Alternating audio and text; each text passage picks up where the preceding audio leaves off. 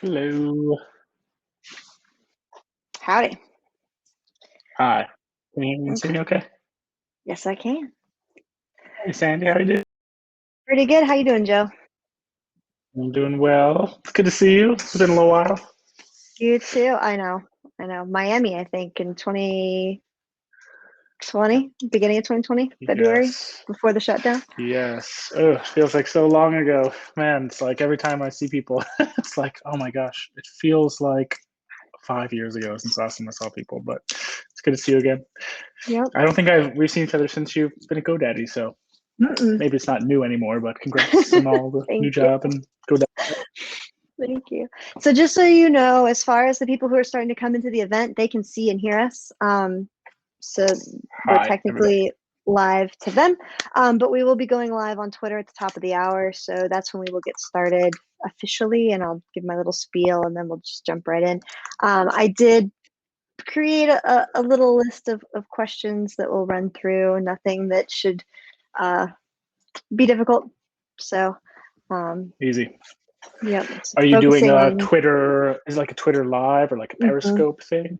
Twitter Live. So I'll shoot you that link as well, just so you can share it. Yeah, please.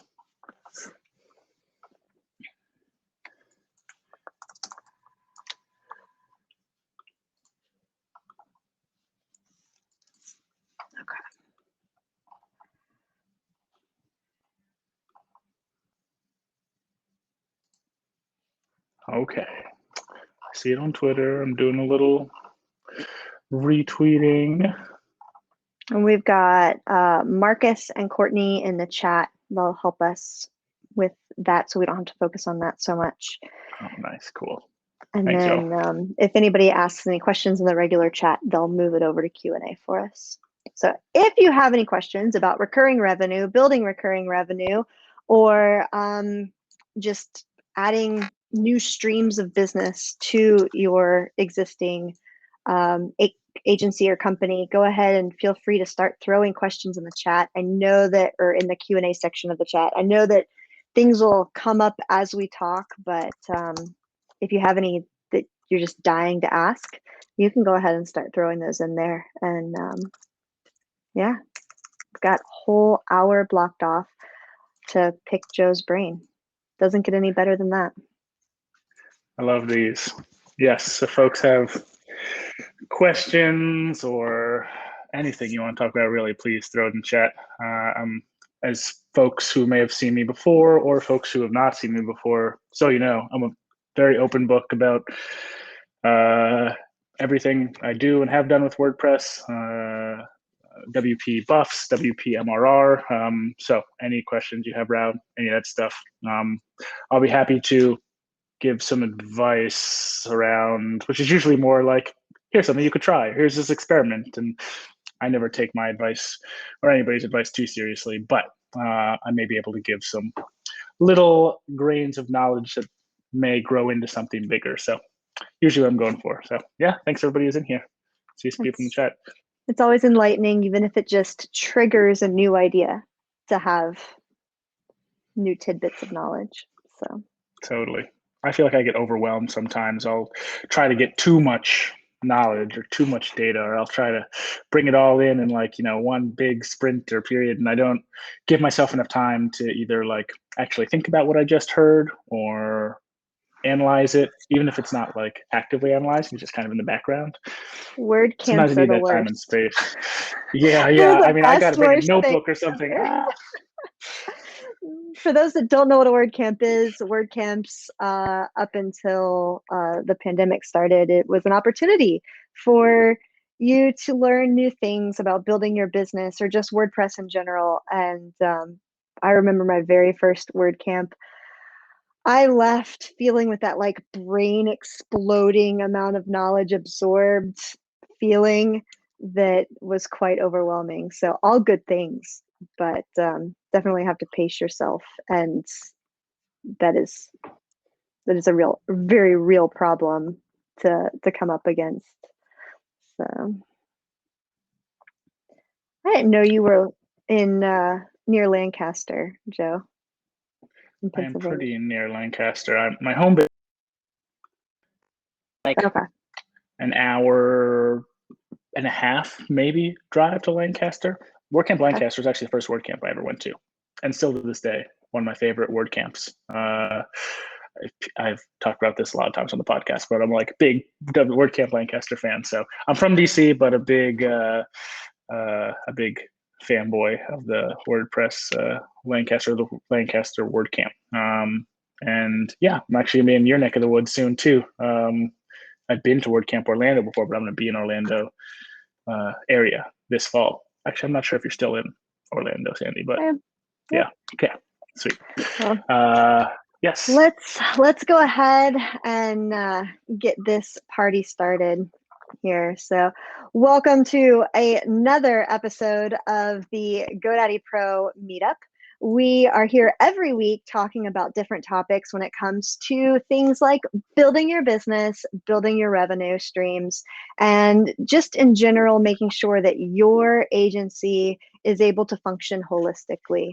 We've got tools and all of that, but that is not what we are here to discuss. We are here to discuss building revenue streams today. So we have Joe from WP Buffs. He also runs an amazing summit called WPMRR. I'm going to let him introduce himself just a little bit, and then we're going to dive into an entire hour of Q&A. So start getting those questions ready. Joe? Yes, thank you, Sandy. I appreciate you having me on. I think so. We're live on events.godaddy.com and on Twitter. So if you have, I'm not sure exactly how we're doing questions, but I assume people can like reply in Twitter if they're watching on Twitter. Maybe they could follow the GoDaddy account to get more updates for future events. And then if you're in the event here on events.godaddy.com, we have a nice chat room going on here too, so you can ask questions there. Is that right? I don't want to give people misinformation. Okay, nope, you're good. Sweet. Yeah, cool. My name is Joe Howard. I am the founder and CIO of WP Buffs and the founder of WPMRR. They're one kind of is the other.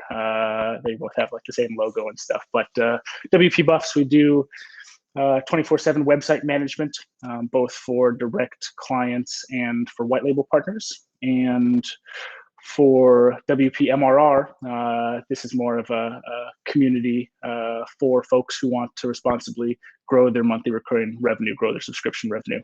So whether it's via website management or a plugin or productized service, any of the above, it's a community built on Circle. It's a virtual summit that's coming up actually in our second annual virtual summit on September 21st through 23rd this year. Sandy, you're one of our speakers. I'll give you a little shout out for that as well. And a podcast, WPMRR podcast. So videos if people want to watch videos, audio if people want to watch audio, and community, hang out with people where you can.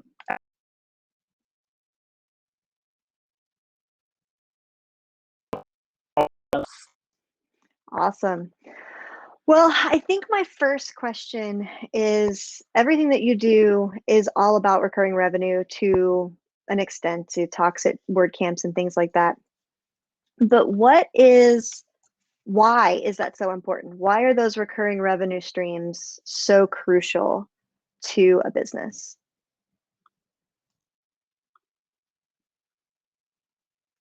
Joe?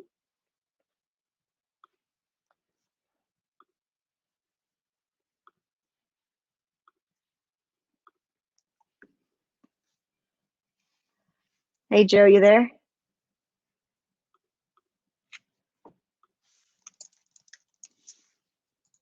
Joe, can you hear me?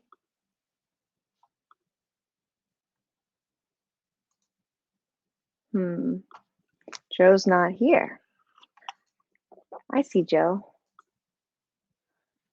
I think Joe may be having some internet issues. Let me see if I can reach him. There he goes. He just dropped off. He's coming back. Give him just a second here. You there? Whoa. I hear you now. Can you hear me? I can hear you now. Okay. Again.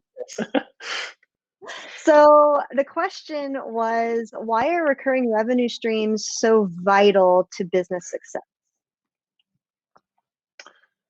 I think you'll probably ask different people and you'll get different answers to this, but I'll tell you, I guess from my personal experience, before I started WP Buffs, I was like a lot of other folks in the WordPress space who were doing website builds, and nothing wrong with website builds. A lot of companies have had a lot of success. A lot of freelancers have had a lot of success there. A lot of bigger businesses have scaled that into SMB prize level stuff. Definitely possible, but I always found it challenging. I always found I was either, I was building a website, then I had to find my next client, and I just had to wear a lot of different hats while building websites, and it wasn't really systemized enough for me to feel like I could scale it. So eventually, I found these other companies doing these website care plans. I was like, oh, that's cool. At that point, WordPress was already like 30% of the internet back then. So I was like, oh, there's already a lot of people with WordPress websites. Like, more people are coming in, but there's already a lot of WordPress websites out there. If people have half the challenges I've heard of, they probably just need help all the time. So that sounded like it was something easier to package, which is really what a productized service is. It's really, in essence, WP Buffs is a services company. We just put this really systemized and process-driven package and plan together for folks, and they can grab that subscription from us. And so that kind of leads to why I think it's so valuable. There's a lot of reasons, but one of which is it allows you to provide ongoing value for people, so that instead of paying you once for something, they're paying you every month for it.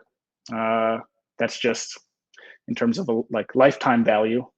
They're paying you more over the lifetime of them being a client of yours, which is always good. In return for providing ongoing value, which is good for your business as well. You want to build good relationships with your there are other maybe similar reasons or parallel reasons, like being able to predict how much revenue you're going to bring in the following month. When I was doing one-time projects, it was like, well, what am I doing next month? I don't know. I guess I got to go find a new client. Like, will I find a new client? Will I not? Is it going to be a feast month or a famine month? I don't know. But when you have subscription revenue, you can just take a look at how much monthly recurring revenue you're currently billing for, and then you can look at your average new sales for new subscriptions and say, this is how much monthly recurring revenue I'm going to add. We can look at your churn averages and say, okay, this is how much about how I'm going to lose. So mathematically speaking, this is how much I, on an average, 30-day period, should make next month. Okay, great. Now I can make decisions about next month right now. Maybe I need to hire a freelancer or a contractor to work for me. Maybe I just need to pay my bills. I need to know how much money is coming in the door. That takes, it's better from a business standpoint to be able to do that. And it also takes a lot of stress off of you. I remember, after, I don't know, a year or so doing WP Buffs, I was like, oh my gosh, this is so much less stressful than building websites, just from the fact that it's never guaranteed, but it's a pretty sure thing that next month, based on the data I have in front of me, lifetime value, churn, new MRR added, we're going to make money next month.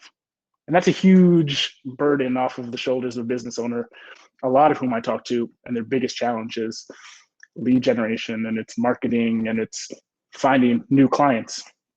Well, when you're doing subscription revenue, maybe this is another thing. It's your new revenue doesn't just come from new customers.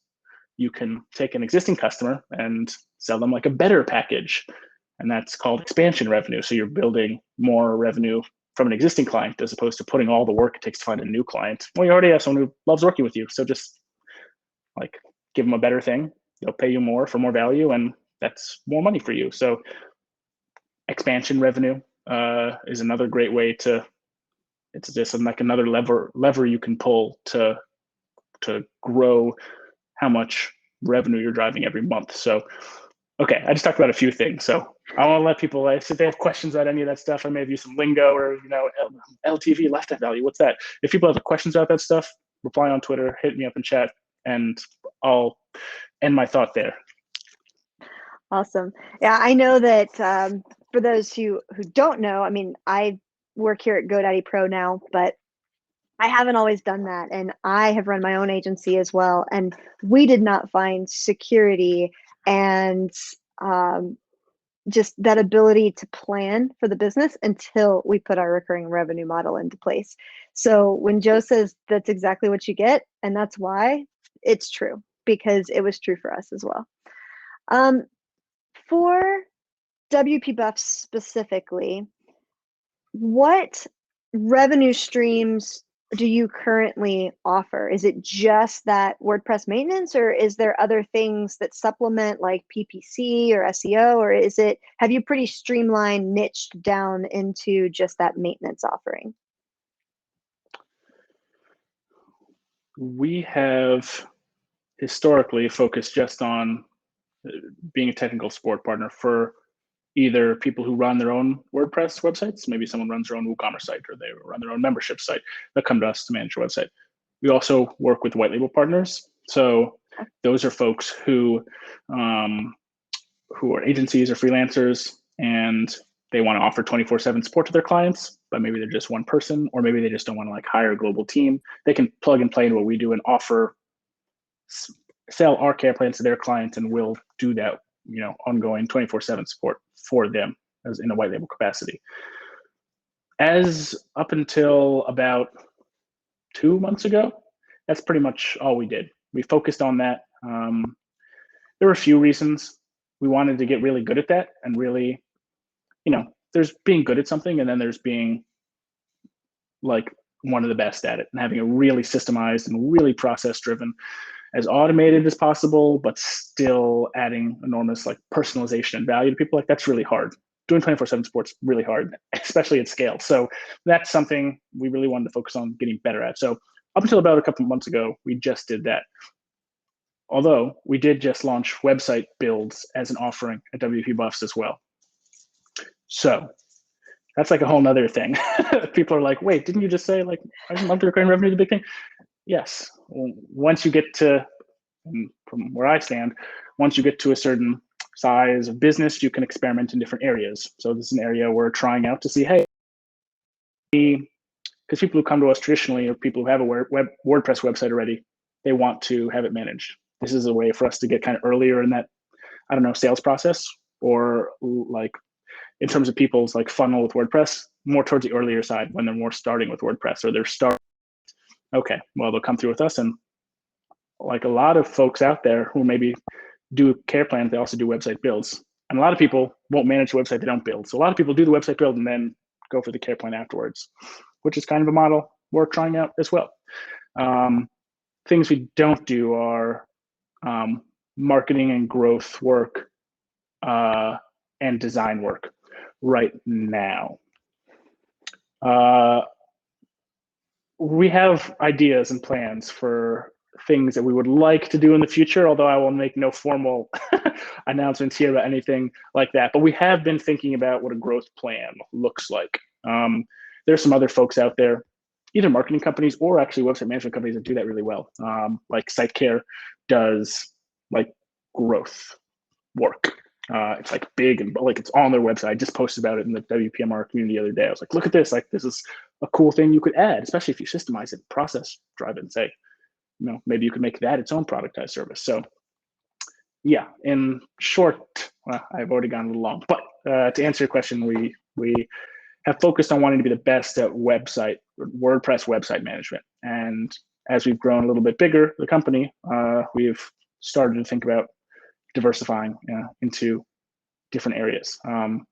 Super last thing, as I finish answering this question, for folks who may not know, I'm actually no longer the CEO of WP Buffs. I'm now the CIO, Chief Innovation Officer, which I said at the beginning of this, and people may have caught it and been like, oh, I thought you were the CEO. Nick Adams is now the CEO of WP Buffs. So there's a whole blog post up on our website on wpbuffs.com about it if people want to go read about it. That's a whole nother question and whole nother conversation. If people have questions, I'm happy to talk about it. But just to say that Nick now manages strategy and day-to-day stuff at WP Buffs, and I do more work at WPMRR. So just so folks know. Awesome. So one of the things that's come up recurring over and over and over again when we do these events is Should I stick with what I know and that I'm good at and outsource or partner up to fill in the gaps to be that all-inclusive provider? Or should I niche down, whether that be niching down to a service or niching down to an industry and then providing all the services? What's your take from a business perspective? You've been in this industry a long time to see the pros and cons of all of these things. What would you say is kind of your recommendation of sorts?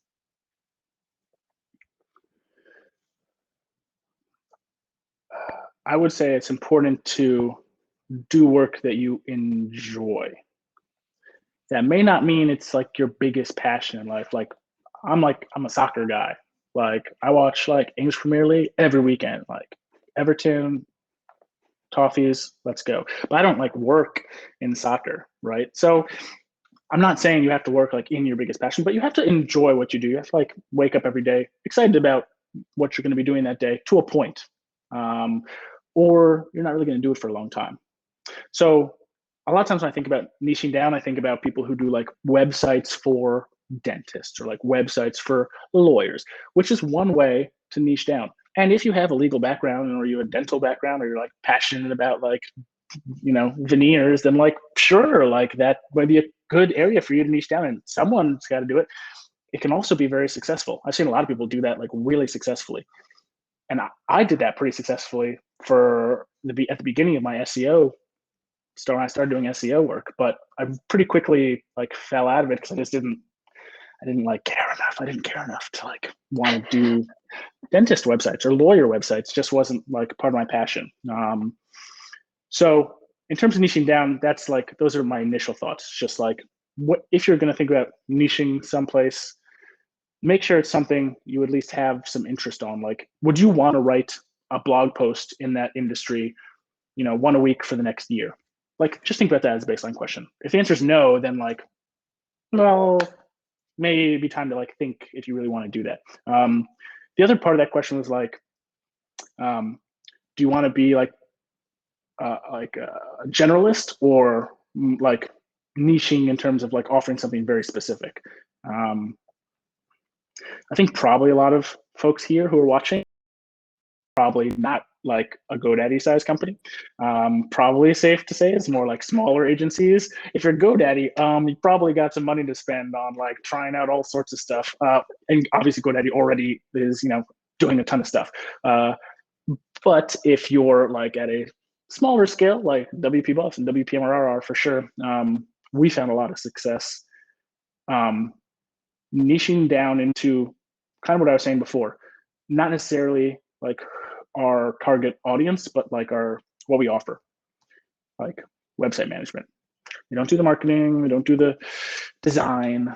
You come to us with a website, we speed up the website, we do help with security, manage security, 24/7 monitoring and support team, all that stuff. But sticking to that made it a lot easier for us to market to people. So if you're a generalist, then you're like kind of setting yourself up to like not be super, super, super good at any one thing, unless you're like some crazy exception that you're like amazing at like 5 different things. Like most people aren't. I'm not, for sure. So like I'll speak for myself there. I needed us to focus in one area so we could like become really good in that. And then people get to know you as being really good in that. And then it makes everything way easier. Like if you're just like okay at 5 things, who really wants to work with you, except maybe clients who like maybe need all those things, and maybe the kind of client like doesn't want to pay a lot. They're like looking for everything for the best price. I think that's not the kind of client I was looking to work for. Yeah, they want the Gucci bag for the Walmart price, not the ideal client. So I think that there's benefits to being a generalist. Before I like totally bash generalism, sometimes in order to find out what you're really good at specifically, you have to be a generalist first or like a consultant first to just like try different projects. And then you never know what's going to work out. Like, wow, that worked really well. I tried those 5 different things, and that's the one thing like I rocked and I really enjoyed, and the client was awesome, and they paid me enough to like have a healthy profit on that project. It doesn't happen for every project. You're never going to like guess the 1 out of 10 project that like does that. Like, it's like, this is not really how it works. You kind of have to try different things. So generalism is good, I think, to a point in the beginning, to just to figure out like, what direction am I going in? Like, do you want to do care plans? Do you want to like do a like plugin? Like, what kind of projects are you working on? What kind of work do you want to do? And then once you figure that out, you can like, I think, niche down into focusing on like, how do I become really, really, really good at that? Not just like okay at that. Like, how do you become really, really good at that? And then you can kind of, once you're there and you've done well in that for a little while, usually if things go well, you hit this point where, you know, you're at X profitability or you're at X driving X revenue. And it's like way easier to like do other stuff because you have a little bit of money in the bank. Maybe you can pay yourself. Maybe you can put a little bit back into marketing or trying a new area. It's way easier to do that when you have a little bit of money. Like, we stuck to one thing at WP Buffs, and then we're able to try a lot of different stuff, a lot of different marketing opportunities, a lot of different, you know, website builds. We're trying that, but none of it is stressful because we have, you know, this budget to play with, and if it all goes away, we've already decided like we're putting a bet on this, so we're doing this experiment, and that's what it is, an experiment. So there's my long answer to generalist versus specialist, and you know, niching down. Yeah, there you go. I like it. I know that just in my past, we have worked with other agencies who are specialists in something, so that we didn't have to be the specialist. We could be the generalist, but we got the experts in to make us phenomenal at what we do, without having to hire on full-time staff that are phenomenal at what they do. So when you talked about that white labeling aspect of WP Buffs, that's basically what we would do to make sure that, you know, we hit all the check boxes of the marketing and the design and the, you know, so yeah, I feel like there's multiple paths important to success there for sure. I think I'm glad you said that, because I didn't even really, you mentioned that in your original question, and of course I went off and talked about all this stuff.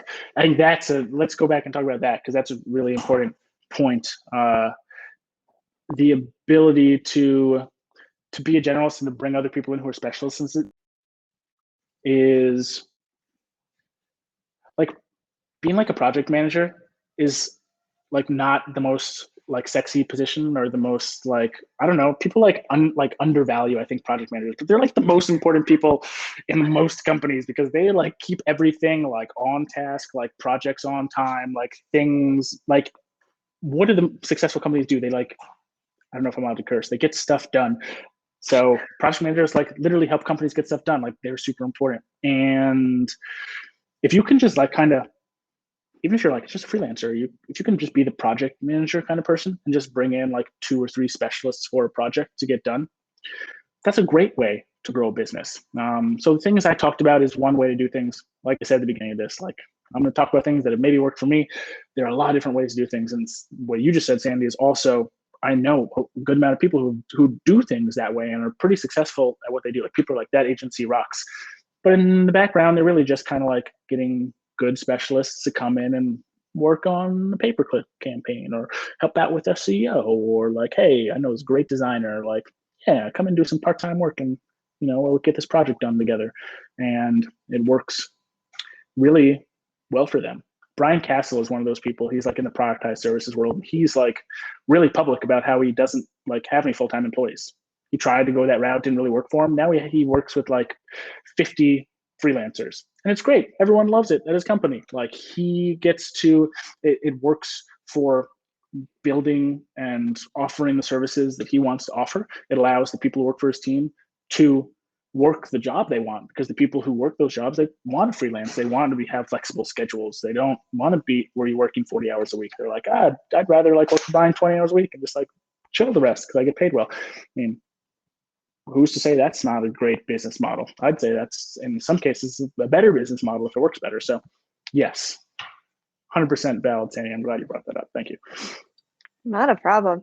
Yeah, and keep in mind when we're talking through some of these things, business is very subjective. So what my experience is, what Joe's experience is, what the next person that will be having on next week, their experience, they're all going to be extremely different. And we had a similar Q&A last week with two individuals who their experiences are probably different. So just something to keep in the back of your mind. This is to help toggle ideas and get your brain flowing, and not just to like pigeonhole you into a single idea or space or anything like that. So we have some questions coming in on the Q&A panel. So I'm going to start asking some of those and work those into my preset of questions. Let's do it. Do you notice newer website owners have common concerns or objections to care plans? How do you position the value through those objections? Yes. Is the answer to the first part of that question. We have, so this kind of begs the question of like how much education do you have to do to make a sale, or to your potential client base, potential customer base, in order to convert to, at a rate that's going to grow your business or make sense financially for your business. For some people, it's a lot. Some people have to do a lot of education in order to sell their product, service. Education is extremely expensive. I mean, you have to write content. It's expensive, whether it's financial or whether it's time or whether it's energy.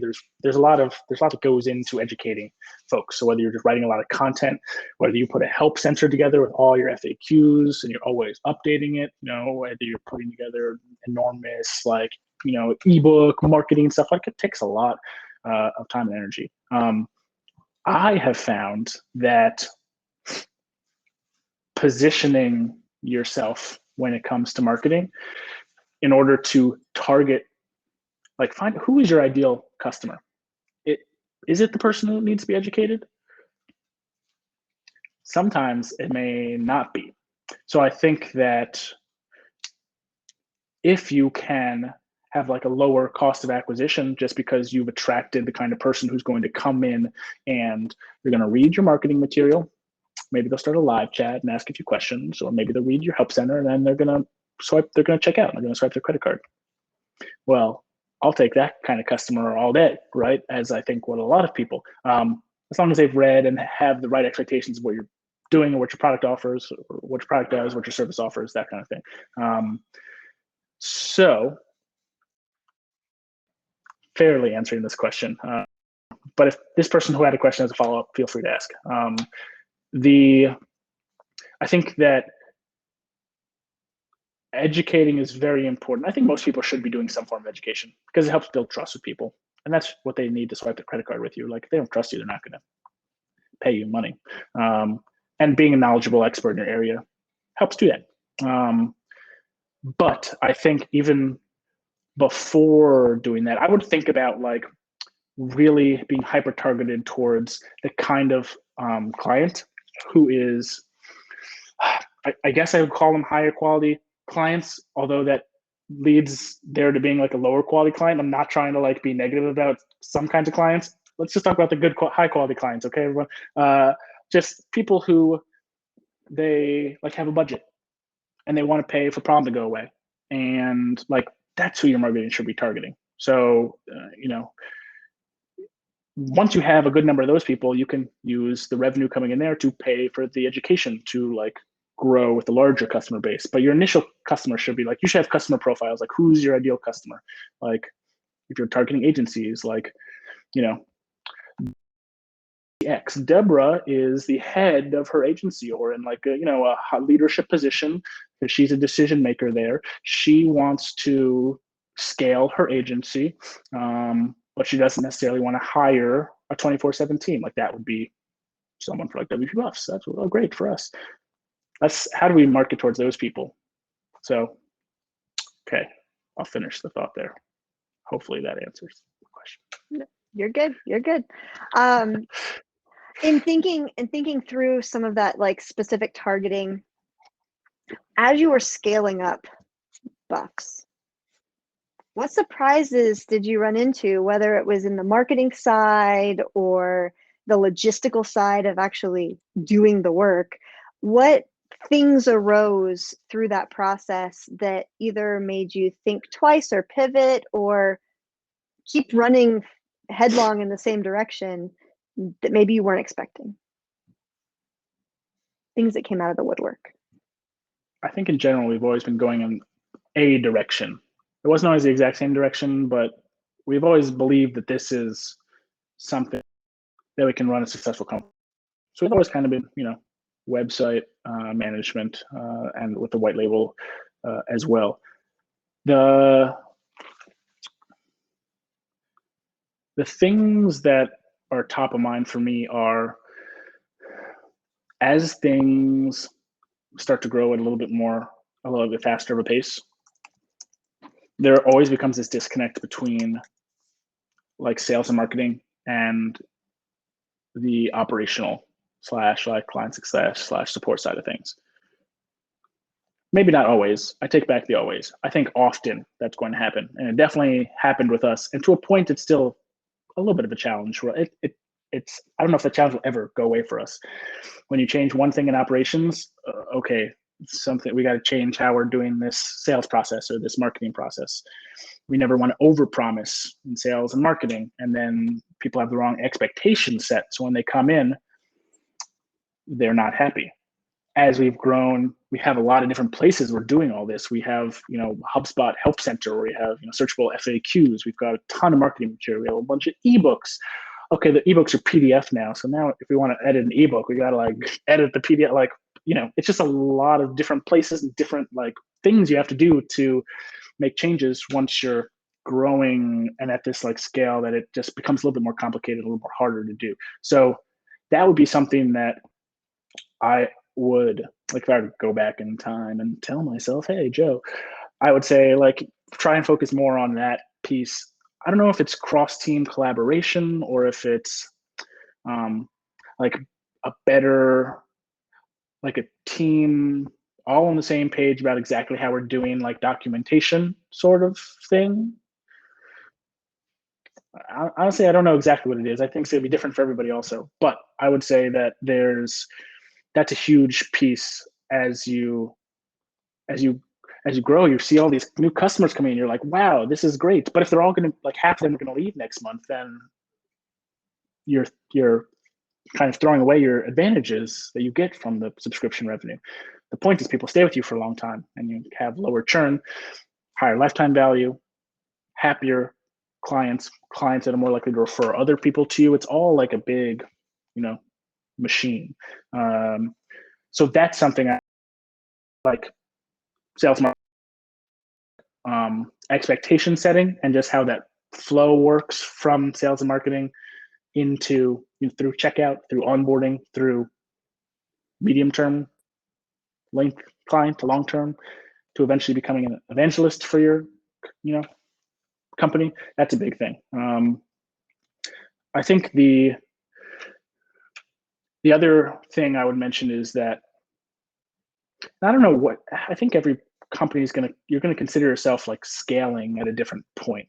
Like scaling is kind of this buzzword that kind of like means something, but it also doesn't mean anything. It's like, and it's going to be something different for everybody. But for when I think about like most WordPress businesses, I'd think like you reach this kind of like 10K MRR mark and you're like, proof of concept is good. Like we have like pretty good new customer generation going to work. We can like grow this. And then you work towards, if you want to, becoming this $1 million a year business, this $83,000 a month business. That's how we set things up in our community, because that's what we found the big milestones are. And I think when you start scaling to that point, a lot of things will start to break. A lot of systems, a lot of processes, they just like stop working. They don't just stop working, but they just don't work anymore, because like what worked when you have like one client success person, like just doesn't work when you have three. Like things just change as personnel changes, as like touch points change. If you think about like the nodes and like connectors between the nodes. This is like nerdy math thing, but like the nodes are the number of people you have at the company, and the lines between them. You have these connections between the nodes. If those are communication, then it's like communication goes crazy, like it exponentially grows as you add every new team member. So if you're hiring, that's gonna like change everything. How are you gonna keep 40 people on the same page is way different than keeping 5 people on the same page. 5 people is like everyone jump in Slack, like just follow along in Slack and like you'll know everything. 40, like good luck doing that. Like companies that do that, like people have like, you know, mental breakdowns because they're trying to follow Slack all day. So it doesn't work at scale. So you'll have to make changes that are significant, like company changes during that point. So that's something I think to look forward to. If you're like looking to build $1 million your business, like as you're getting close to 10K MRR, like start thinking about how is this going to scale? How are we going to make sure everyone's like going in the same direction all the time? You can't control everybody or everything, but how do you just keep everything flowing in that right direction? So those are 2 things I think about. And maybe I won't go into this a ton, but like hiring is, oh my God, everybody I talk to, I just like talk to a lot of people in the WordPress space. Like I like talking to people, hearing what they're doing, what the challenges are. 3/4 of the time it's around hiring or finding the right people, putting the right people in the right positions. It's just like people.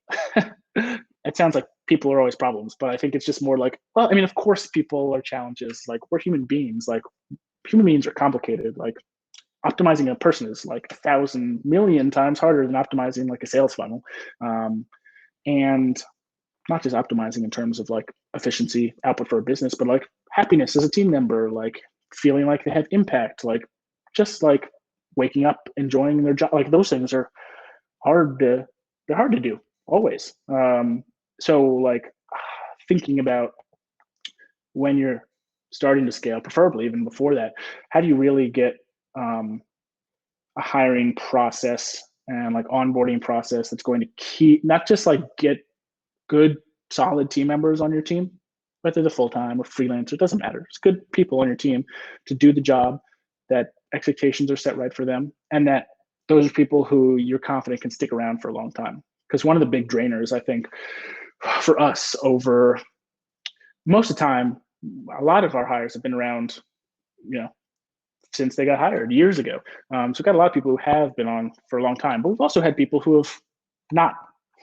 And that's draining financially and energy wise and all those things. So the better you can do around hiring, the more it's going to help you as you scale. So those, I just talked about like 3 things. And if you can like tackle those 3 things, you can like avoid a lot of the stress that WP Buffs has been through. And honestly, we haven't been through like a ton of stress. I kind of laugh. I'm like, wow, this is actually like, I feel very lucky that, hey, subscription revenue really worked for us. And so we can, it's just kind of like slow and steady every month. But there's always going to be a little stress. So those, if you can like figure out those 2 things to a good degree, you're going to be solid. Awesome. So we have another question that came in. What contract considerations should you implement to protect your brand and your client? For example, are your contracts yearly, biannual, monthly? Do they have time limits? Kind of how do you set up that as far as from a mindset perspective? Like I know don't necessarily need to get into total specifics, but when you're looking at contracts, kind of what's the thought process that how have you approached it over the years?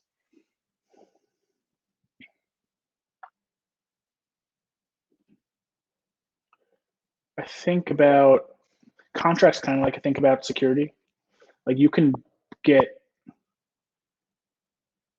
closer to 100% security, but it's also going to be kind of a pain in the butt for you sometimes. Like if you want to be secure, just like turn on 2-factor authentication on every WordPress login. Do a lot of people do that? Probably not, because like you don't. If I had to choose, I don't want to have to pull up my. Where's my phone? It's plugged in over there. You know, I don't want to have to go get it. Well, there are always trade-offs, I guess is what I'm saying, around security and around contracts. So I think there are. If you wanted to, every single person that's signed up for what you do to send them a DocuSign to sign, that's cool. That's probably pretty ironclad based on the DocuSign giving you the data that says they signed this, you signed this, everyone signed it. Cool. We don't do that. at WP Buffs. People check a box when they sign up. They actually check multiple boxes. One is just the general, like, here's our privacy policy, here's our terms of service. You're agreeing to this as you sign up for it as a checkbox.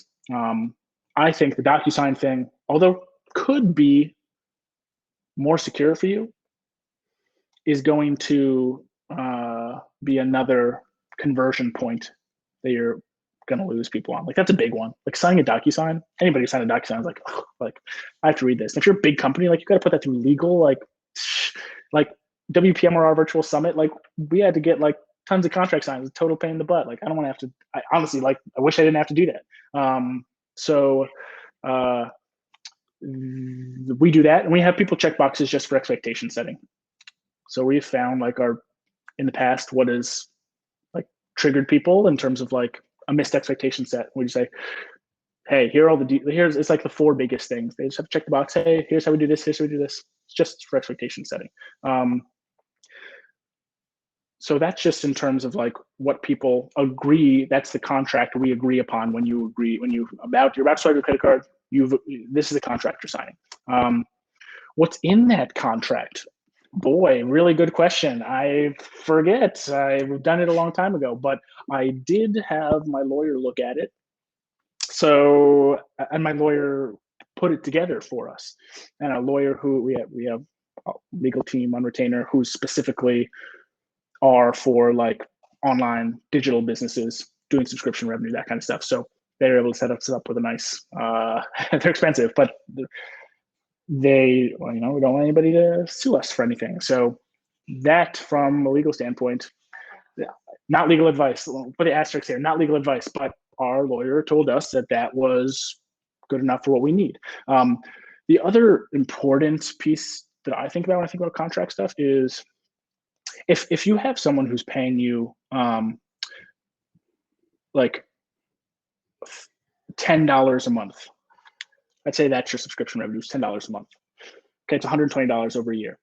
If you like, this is definitely not legal advice. Let me just put that out there, because like, definitely like double asterisks for this one. But like, who's gonna like sue you for $120 a year? Like, the math doesn't make sense for me to hire a lawyer to like do that. If you're working with enterprise clients and they're paying you $50,000 a month, yeah, I think it is safe to say that for both parties, it's extremely important that you hire a lawyer and pay them probably thousands of dollars to make sure that that contract is good for everybody, for both parties, because that's the kind of thing that has a lot higher likelihood of something like that happening if there's a breach of contract. So that's my personal opinion on contract stuff. We do monthly and annual plans at WP Buffs. I think that was part of the question. Sorry if that was like the main part of the question. I'm just getting that now. But yeah, we do monthly and yearly. We've thought about doing quarterly, but we want to keep our checkout page simple. It's a big reason we don't. We already have too many options on there, probably, if I'm being honest. So adding quarterly is like another decision point. And I think most people probably the other anyway. So what do I know? I'm just making it up as I go along too. So is it safe to say that you've basically taken this into a SaaS model, even though it's not software as a service? It's yeah, totally. Okay. That's how I like to think about it that way. It really is like it's SaaS pricing applied to services. Okay.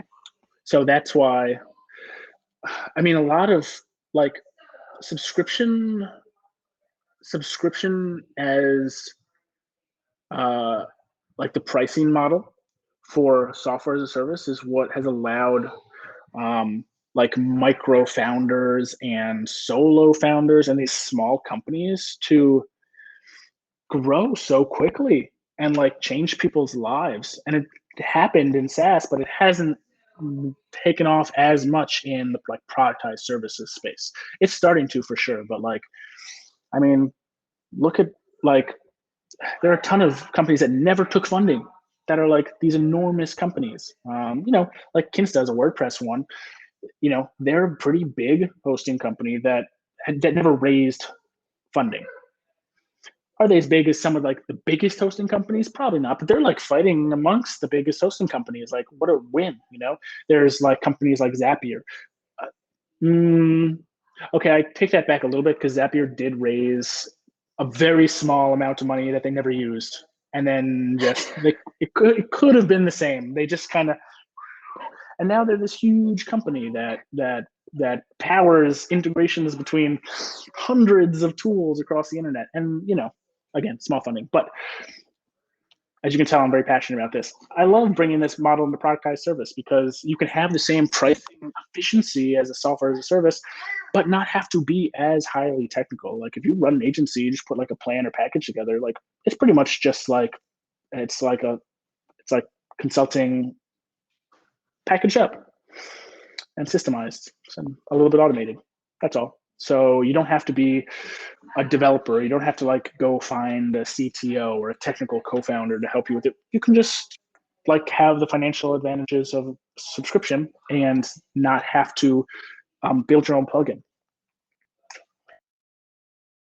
Love plugins, yeah. Hey, you can build a plugin, but if you're not technical, you have to. Again, education is expensive. You're gonna have to have a pretty steep learning curve to start a business like that. So when it comes to the subscription side of things, and let's talk logistics a little bit. Do you have it set up to where you're sending an invoice every month or every year, or do you have it set up where it's just auto charging straight to their credit card? The latter, for sure. I mean, it goes back to scalability. Really, if I would have to have like 2 full-time people probably charging people at this point, like just doing account management in order to keep up if I wanted to invoice everybody. And you know what our churn would be? It'd be crazy. Because the set it and forget it. Yeah. I set it and forget it. And I charge people, they swipe their credit card and they can cancel anytime. They make it pretty easy. You can cancel anytime. We email you every month when your bill goes through. It's not, some companies they'll charge you, but they won't send you an email when they charge you, or they won't like notify you. And so they think they're like, well, you click this checkbox that says you're getting a subscription, but like it's still really sneaky in my mind. Like I don't like that. Like that feels icky. And like I remember the companies that do that, and no thanks. But there's nothing wrong with the card, and you tell them, especially if you're setting them up, like if you're setting expectations correctly. Like, look, we do website management for people. We're not freelancers. Like we don't do one-time work. Like we're not codable. Like we're your technical partner. So like, yes, we're going to charge your card every month. Like, do you want me to send you an invoice? Like, it's kind of like a good way to vet customers. Like, do I want the kind of customer that wants me to like look over the bill every month and just, am I going to pay this month? Like, not really. No, you so don't. like setting an expectation. Yeah, like probably nobody does. So setting an expectation is really important for us, just to make sure that, hey, we want to drive the kind of customers who are like, yeah, like bill me every month. Like, I just want the results. Like I want to be able to, email you at 3 a.m. and get this edit done by 7 a.m. Like, okay, yeah, I'm paying every month. I don't care. Cool. So yeah, long story short is I charge everyone. And I think that when you're at the beginning, there's nothing wrong with invoicing, but okay, there's a little bit wrong with it. There's nothing that's going to like long-term drastically hurt your business when you're small, when you have 5 customers or 10 customers. You have to spend half an hour invoicing.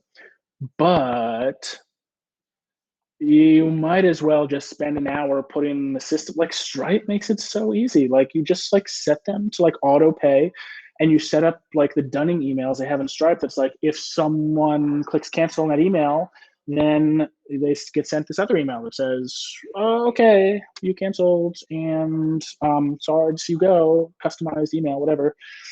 And that just takes like an hour in Stripe. So I think like, why wouldn't you do that? There's also just the churn thing. Like if you have like 10 customers and you send everyone an invoice, like what are the chances everyone's going to pay that invoice? Probably not as high as if you're auto paying. Also, now you're taking time to follow up with people.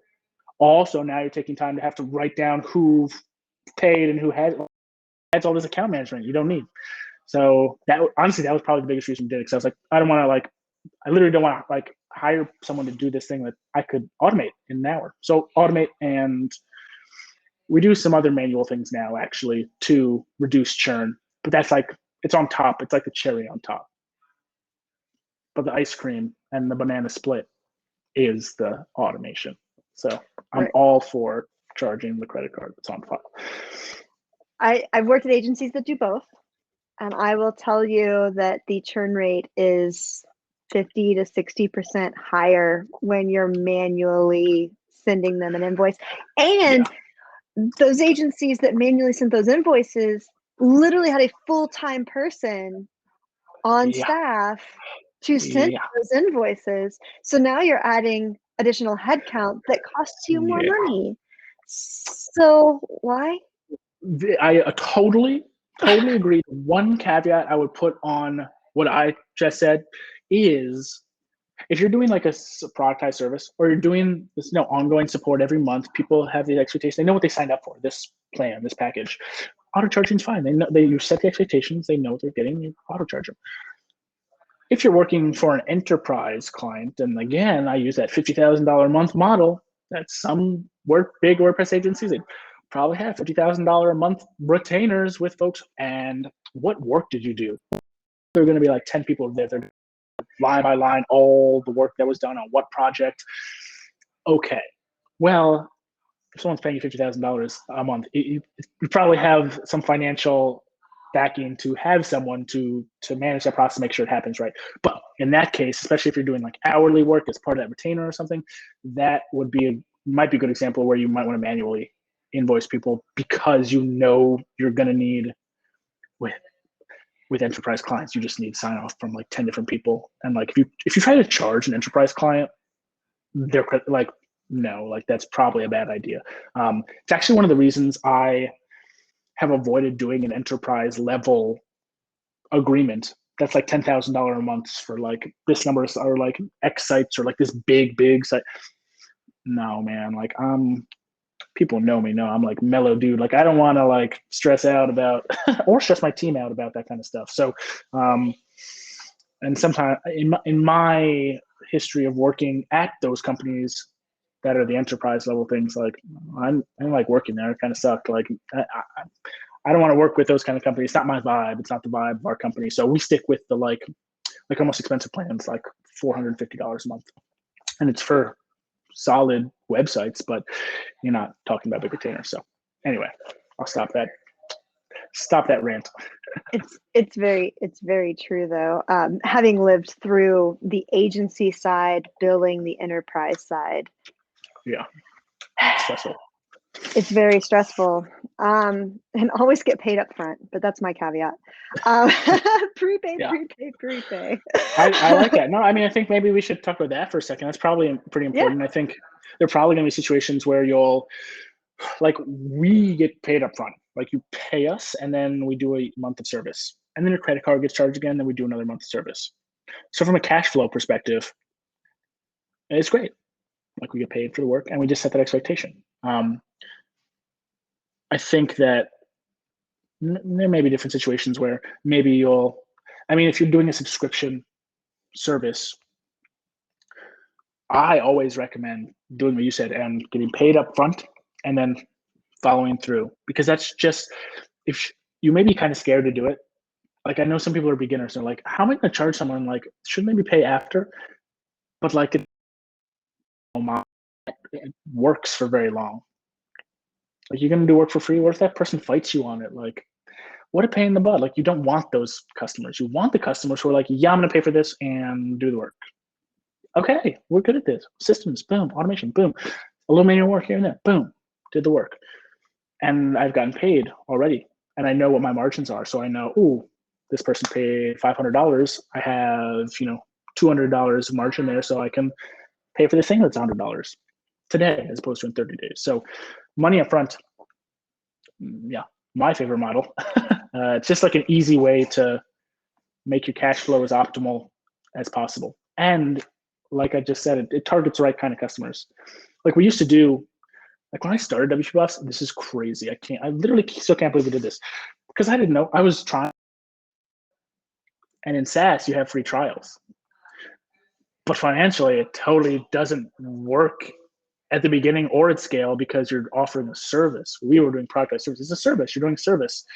A product is like, there's a whole like freemium, free trial to paid user model. That's once you optimize it, like free trials make sense. But we were doing like a 30-day free trial. And then we were trying a 7-day free trial. We were like, 30 days too long, let's make it 7. And then we did pay up front and have like raised our prices every year for 4 years. So, and 30-day free trials, usually I say you should test something and see if it works for you, but I would advise being paid up front for services. If you're doing a services or a productized service, plugins slightly different because there's freemium model sort of stuff. It's a little different conversation. But if you're doing a service, like get paid. Don't mess with a free. It just doesn't make sense financially. So that's what I'll say about that. Well, and the thing to remember to add on to that is you're paying people most likely. So how are you going to pay them when you're not getting paid for that first 30 days? And you never want to have that rolling lack of funds where only a certain percentage stay on, and then you've already paid your people to do the work. So it just becomes a rolling nightmare, for lack of a better term. Yeah, I'm thinking about like a boulder chasing someone, like, it's like forever. Indiana Jones. Yeah, not fun. Yeah, you don't be Indiana Jones in this situation. Yeah. Absolutely. So talking about providing value, we've talked a lot about value. Do you find that there is a time when you or the client reevaluate the relationship? And I'm going to take that initial question one step further. Have you ever said the value for you having that client isn't there and you fired the client? Yes. Second answer to the second question is yes. And this is a good story, actually. It was one of our biggest clients at the time. Maybe they were our biggest client at the time. Long story short is that they were one of our biggest clients at the time. They probably represented about, I'm trying to remember the exact number because it was years ago, but it was like 10 to 15% of our total monthly recurring revenue. Like a significant client. And we pride ourselves on like that, like $200 a month, $300 a month, like smaller clients, so that if like 5 leave us 1 month, it never really affects us because we can't keep rolling. We have this nice sales and marketing funnel that works, and that doesn't stress us out. But losing 10 to 15% of your revenue from one client is like a big deal. It makes it harder to fire that client. But Nick and Dean and I sat down and just like, this isn't working. We've tried a ton of times to set the expectation. Honestly, I say we, but it was really Nick and Dean. I've headed up operations for a long time now, and I could tell they were getting stressed out, and it just didn't make sense for us anymore. So we sent them an email. We didn't fire them immediately because we weren't managing all their websites. So I think we gave them like 30 days or something and introduced them to some other providers that it's like they weren't a great fit for us. So we were really being careful around like if we were making instruction to other people, we like told them about exactly what they were getting into. And some management companies just may have been better set up to give them what they needed than us. Like every company's gonna have slightly different systems, slightly different like offerings. So we found some that we thought would be a better fit for them. So we did lose that revenue. It was gone. But honestly, I don't remember it being very stressful. I think it was actually it was good. It was a good thing because obviously we were at a financial point where we weren't like, so if that happens, you're probably going to be a little bit stressed out.